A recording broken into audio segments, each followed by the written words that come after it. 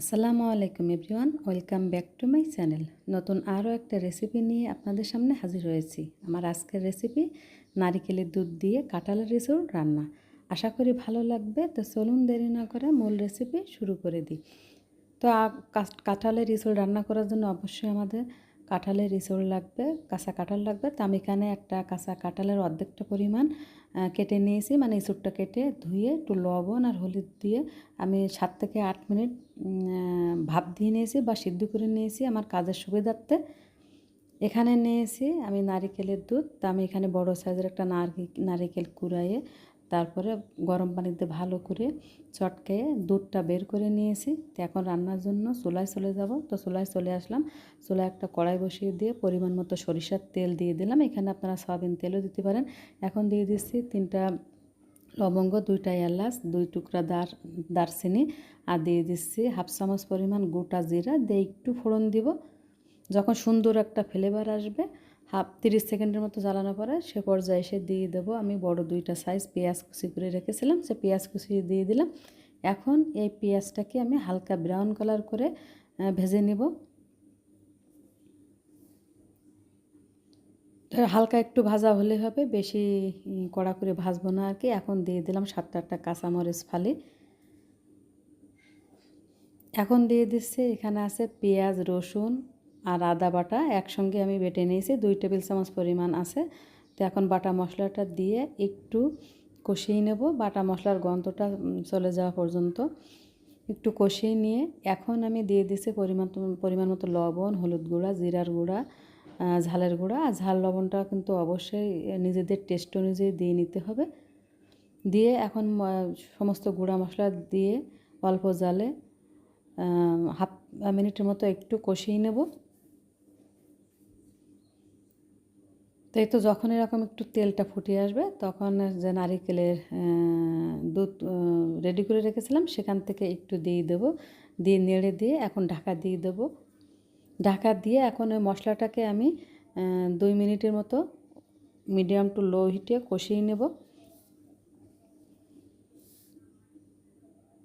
তো ফিরে এলাম 2 মিনিট পরে। তো দেখুন মশলাটা কিন্তু কষানো হয়ে গেছে, তেলটা উপর থেকে ফুটে এসেছে। তো যেহেতু নারিকেলের দুধ দিয়েছে জালটা কিন্তু বেশি বাড়িয়ে দেওয়া যাবে না, তাহলে কিন্তু দ্রুত পুড়ে যাবে। তো এখন যে কাঁঠালের ইঁচড়টা আমি সিদ্ধ করে রেখেছিলাম সে কাঁঠালের ইঁচড় দিয়ে দিলাম। ইঁচড়গুলো দিয়ে এখন এই মশলার সাথে একটু কষিয়ে নেব। যেহেতু আমার ইঁচড়গুলো কিন্তু আগের থেকে সিদ্ধ করে নিয়েছি, ভাপ দিয়ে নিয়েছি, তো বেশি নাড়াচাড়া না করলে হবে। কোনো একটু আলতো হাতে নেড়ে দিয়ে মশলার সাথে নেড়ে দিয়ে তারপরে ঢাকা দিয়ে দেবো। ঢাকা দিয়ে আমি একদম লো হিটে বা চুলার জালটা কমিয়ে দিয়ে আবারও 2 মিনিটের মতো আমি ইঁচড়টাকে কষিয়ে নেব। তো ফিরে এলাম 2 মিনিট পরে। তো এখন বাকি যে নারিকেলের দুধটা ছিল বাকিটুকু দিয়ে দিলাম, দিয়ে এখন একটু নেড়ে দেব।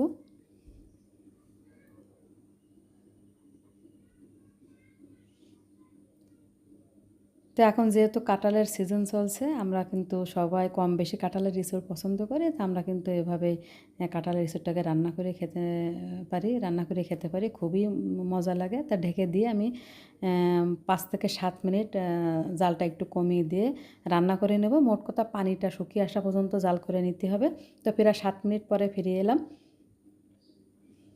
তো এখন নেড়ে দিচ্ছি, যেহেতু ইঁচড়টা সিদ্ধ হয়ে গেছে, মানে কাঁঠালের ইঁচড়টা আবার নারিকেলের দুধ দিয়েছি, পুড়ে যেতে পারে। তো এখন অল্প জাল দিয়ে আর অল্প একটু সময় জাল করে নেব। তো এখানে আমি 1 চামচ পরিমাণ চিনি দিয়ে দিলাম, যেহেতু নারিকেলের দুধ দিয়েছি তা একটু মিষ্টি হলে ভালো হয়। আর দিয়ে দিলাম 1 চামচ পরিমাণ ভাজা গরম মশলার গুঁড়া, আর দিয়ে দিলাম 2টা কাঁচামরিচ দিয়ে এখন একটু নেড়ে দেবো।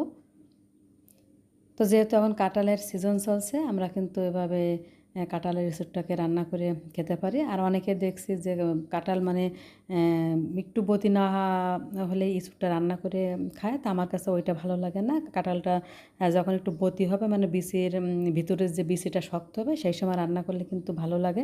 তা বিচিটা কিন্তু পুরোপুরি শক্ত হয়ে গেছে। আর এরকম কাঁঠাল দিয়ে ইঁচড় রান্না করলে কিন্তু বেশি টেস্টি হয়। তো ঢেকে দিয়ে আবারও 2 মিনিট মতো জাল করে এখন নামিয়ে নেব চুলা থেকে। এখন একটা সার্ভিং ডিশে আমি সার্ভ করে নিচ্ছি। তো এভাবে নারিকেলের দুধ দিয়ে রান্না করলে কিন্তু এই স্যুপটা খেতে দারুণ লাগে। এখন একটু ভাজা জিরার গুঁড়া দিয়ে দিচ্ছি, এতে করে সুন্দর একটা ফ্লেভার আসবে, খেতেও ভালো লাগবে।